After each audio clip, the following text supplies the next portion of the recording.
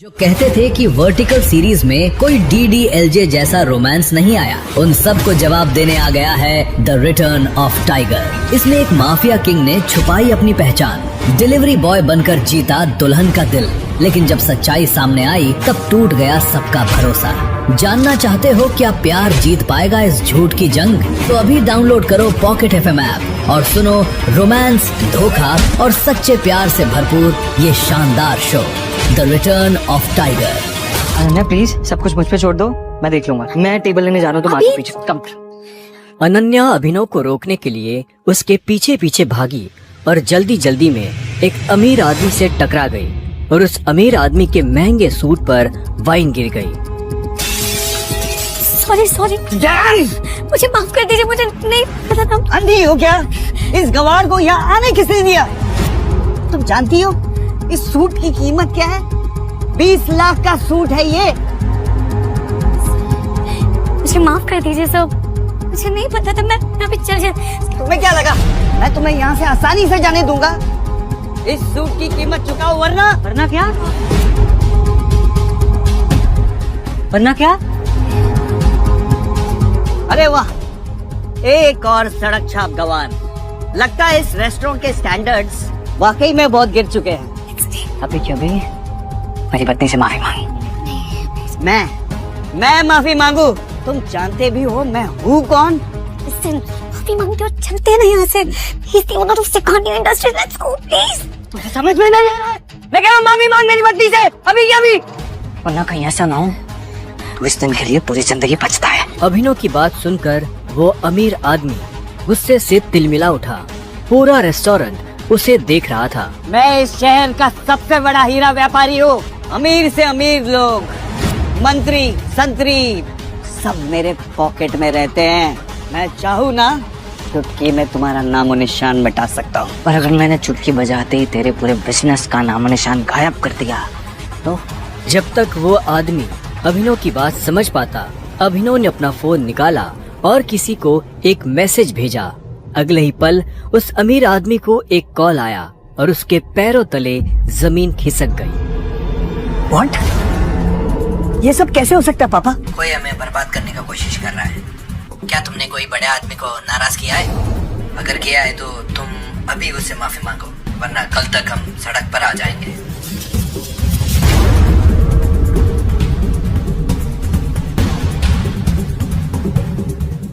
तुमने ये सब कैसे किया? आखिर तुम हो कौन?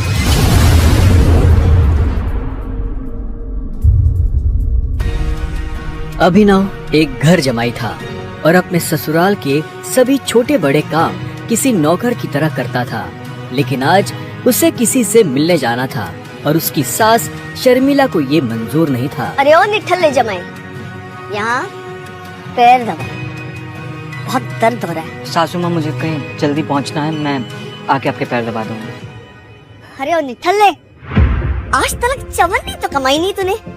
मेरे बेटी के फेंके हुए टुकड़ों पे पल रहा है तू, और तुझे किसी को मिलने जाना है। तभी अभिनव की पत्नी अनन्या वहाँ आती है। क्या हो रहा है ये सब? हाँ, ये शोर शराबा क्या हो गया सवेरे सवेरे?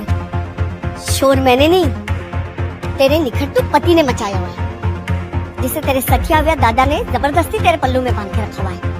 मेरा बस चले ना तो अभी के अभी इसे लात मार के घर से बाहर निकाल दूं।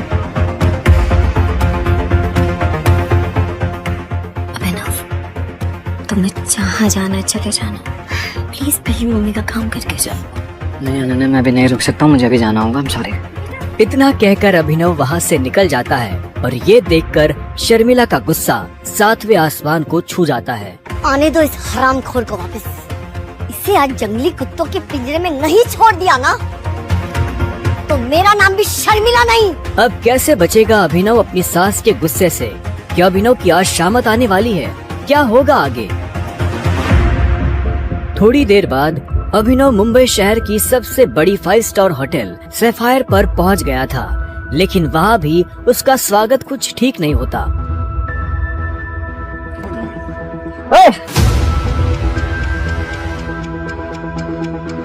ओ गरीब, जेब में चवन्नी नहीं है, इस होटल में क्या खाना खाने आया है? अबे यहाँ का पानी खरीदने में भी ना तेरा घर चला जाएगा, समझा? चल निकल यहाँ से। अभिनव के चप्पल घिसे हुए और शर्ट फटी हुई थी। वो होटल के अंदर जाना चाहता था, लेकिन होटल के गार्ड्स उसकी परछाई को भी होटल पर पड़ने नहीं देना चाहते थे। होटल के मालिक अकरम से मिलने आया हूँ। क्या कहा बे तूने? अकरम साहब से मिलने आया है? अबे तुझ जैसे आदमी से ना हमारे अकरम साहब बाथरूम भी साफ ना कराए, समझा? बड़ा आया अकरम साहब से मिलने वाला। चल जा यहाँ से।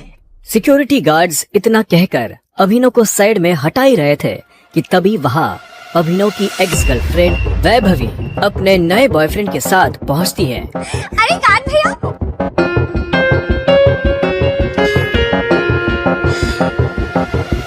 इन गरीबों को ऐसे नहीं भगाते भैया।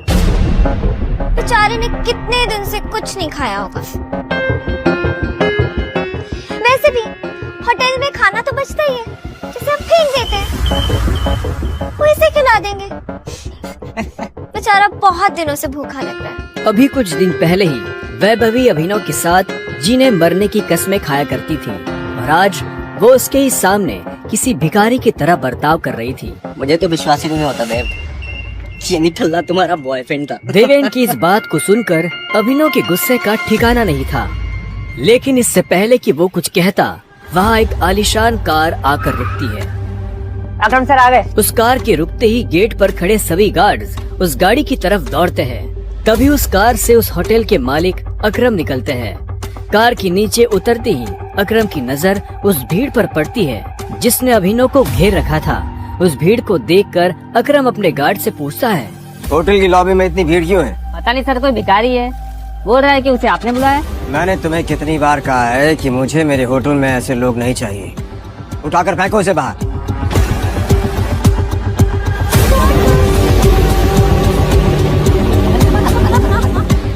अकरम की बात सुनते ही तुरंत 4 गार्ड्स अभिनव की तरफ बढ़ते हैं और उसे वहाँ से उठाकर बाहर ले जाने लगते हैं। गार्ड्स अभिनव को अकरम के सामने से ही उठाकर ले जा रहे होते हैं कि तभी अकरम की नजर अभिनव के हाथ में पहनी अंगूठी पर जाती है और उसके बाद जो होता है उसे देख वहाँ खड़े सभी लोगों की दुनिया हिल जाती है। छोड़ो इसे। सर अभिनव के हाथ में उस अंगूठी को देखते ही अकरम उन गार्ड्स को रोकता है।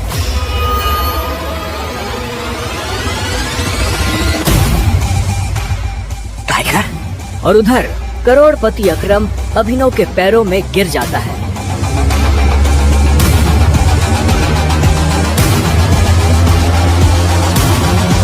मैंने तुम्हें पहचाना नहीं, मुझे माफ कर दो टाइगर। आखिर क्यों शहर का सबसे बड़ा बिजनेसमैन गिर गया अभिनव के पैरों में? आखिर उस अंगूठी का क्या राज था? क्या वो राज सबके सामने आ पाएगा?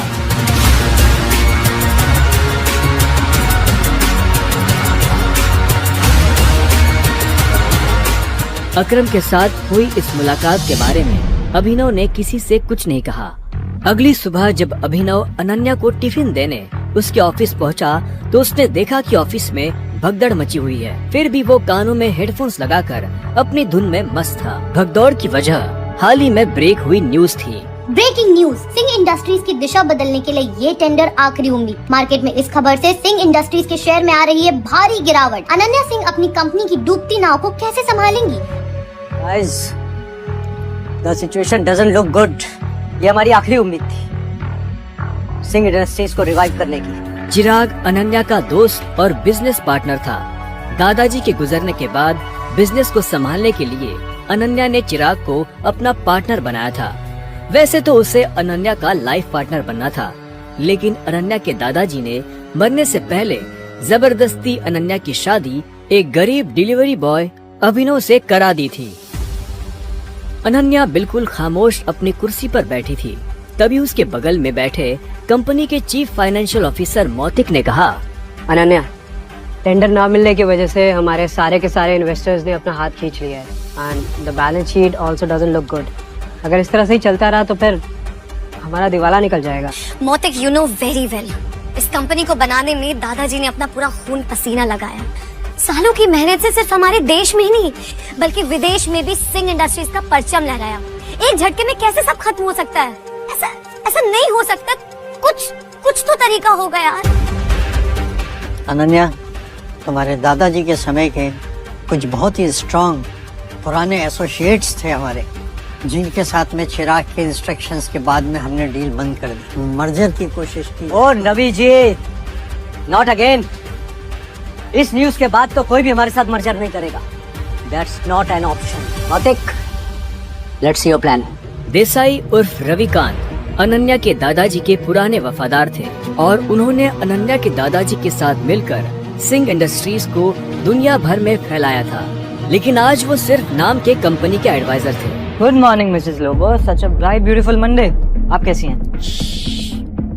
आज ये ऑफिस में इतनी मनुष्यत क्यों छाई हुई है? तू हमेशा नौकरों की तरह घर के काम करता रहता है, कभी न्यूज व्यूज देखता है?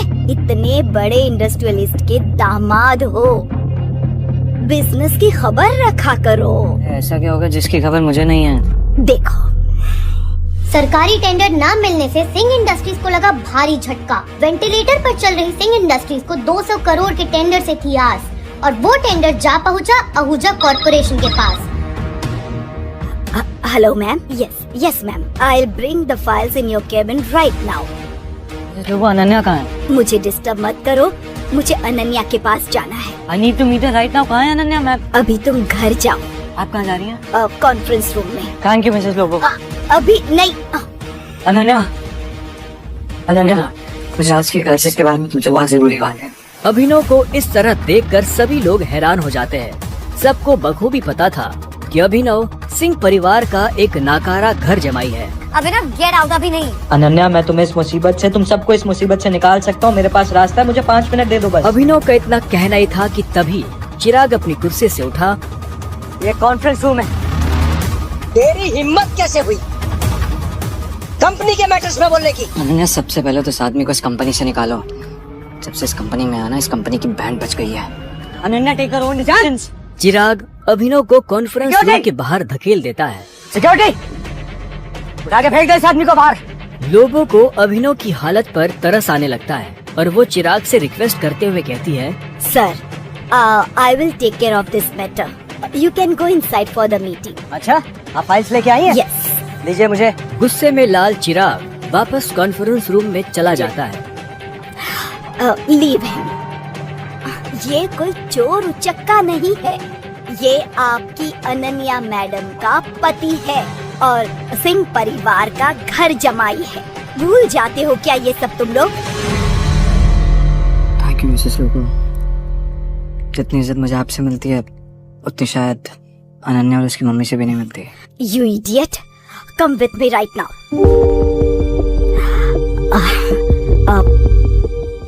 तुम नीचे बड़बड़ा रहे थे कि तुम कंपनी को क्राइसिस से बाहर निकाल सकते हो। कैसे? कैसे तो अभी मुझे नहीं पता मिसेस लोबो, लेकिन मुझे कुछ भी मदद करने के लिए पहले कुछ इन्फॉर्मेशन चाहिए होगी, उसके बिना I'm हेल्पलेस। कैसी इंफॉर्मेशन? मुझे इस कंपनी के इन्वेस्टर्स की डिटेल्स चाहिए, शेयर होल्डर्स की लिस्ट चाहिए और बैलेंस शीट देखनी है। उसके बिना मैं कुछ भी नहीं कर पाऊंगा। अभी तुमने देखा ना क्या हुआ, और इतना सब होने के बाद कंपनी का कोई भी एम्प्लॉय तेरी मदद नहीं करेगा तो कैसे होगा? एक आदमी है जो तुम्हारी मदद कर सकता है। कौन? रविकांत देसाई सर। वो अनन्या के ग्रैंडफादर के बहुत क्लोज थे। वो तो ठीक है, लेकिन आजकल चिराग ने सबको साइड वेस्ट कर दिया है ना। लेकिन एक बात बताती हूँ, Ravikant Desai is a chain smoker. हर घंटे आएंगे सिगरेट पीने के लिए। तुम यहाँ उसका वेट करना, उसके साथ कोशिश करना बात करने की, उसको कन्विंस करने की पूरी कोशिश करना। I am sure you can do it. Okay, अब मुझे जाना होगा। All the best.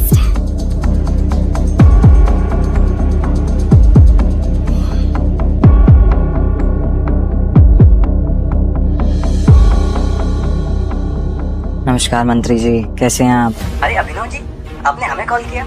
हमारे तो भाग्य ही खुल गए। अरे नहीं, ऐसा कुछ भी नहीं है। मुझे एक छोटा सा काम था आपसे। एक गरीब डिलीवरी बॉय अभिनव की मंत्री जी से कैसी थी पहचान? मंत्री जी अभिनव से इतनी विनम्रता से बात क्यों कर रहे थे? फोन पर अभिनव मंत्री जी को कुछ समझा रहा था तभी रविकांत देसाई उर्फ रविकांत वहाँ आ गए। हाँ तो फॉरेन डिटेल्स पता कीजिए मंत्री जी और मुझे कॉल बैक कीजिए। अभी मैं रखता हूँ जी।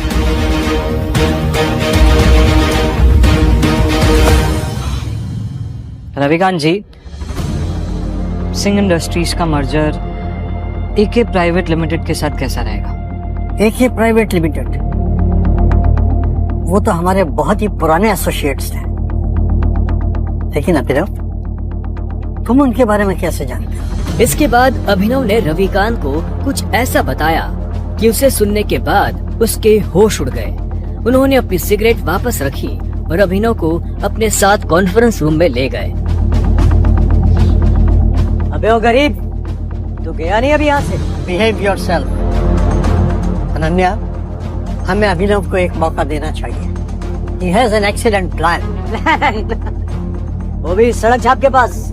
और खुरदार, जितनी तुम्हारी उम्र नहीं है उससे ज्यादा मुझे इस कंपनी को चलाने का एक्सपीरियंस है। हमें अभिनव को सुनना चाहिए। He has a point. ऐसे कैसे बोल सकते हैं आप? कहना क्या चाह रहे हैं आप? इन सब नोक-झोंक के बीच अनन्या एक गहरी सोच में थी। उसे अपने दादाजी की कही एक बात याद आ रही थी। अनन्या बेटे, अभिनव तुम्हारे लिए एक बहुत ही अच्छा जीवन साथी है। और हमेशा याद रखना, जब भी तुम पर या सिंह इंडस्ट्री पर कोई भी मुसीबत आएगी ना, तो अभिनव ही तुम्हें उससे बाहर निकालेगी। सामने चल रही बहस को देख अनन्या जोर से चिल्लाती है। चिराग, ये मत भूलो ये कंपनी मेरी है और हर डिसीजन का वीटो पावर मेरे पास है। Sit down.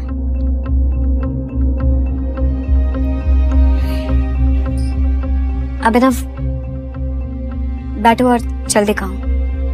अनन्या को चिराग पर चिल्लाता देख अभिनव को बहुत खुशी हुई। रविकांत ने अभिनव को अपने बगल वाली कुर्सी पर बिठाया। बैठते ही सामने रखे पानी के गिलास को अभिनव ने एक सांस में गटक लिया। अनन्या, मुझे सबसे पहले कंपनी के इन्वेस्टर्स की डिटेल्स चाहिए होगी, शेयर होल्डर्स की लिस्ट चाहिए होगी एंड बैलेंस शीट देखनी होगी। उससे पहले मैं कुछ नहीं कर पाऊंगा। This is too much. हम ऐसे किसी के साथ भी अपने कंपनी के डिटेल्स नहीं दे सकते। मौतिक, लैपटॉप पास करो। अनन्या, तुम अभी भी इस गधे की बात सुन रहे हो? Laptop pass. Chirag, why don't you mind your language, हाँ? क्यों भूल जाते हो कि अभिनव मेरा पति है? 2 साल में पहली बार अभिनव ने अनन्या को उसके लिए लड़ते हुए देखा था।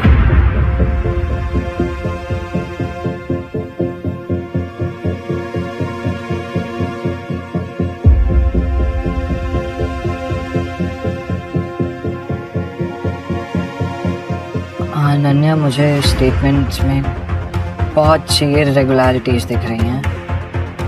हमारे इन्वेस्टर्स के छोड़ जाने का एक पैटर्न भी दिखाई दे रहा है।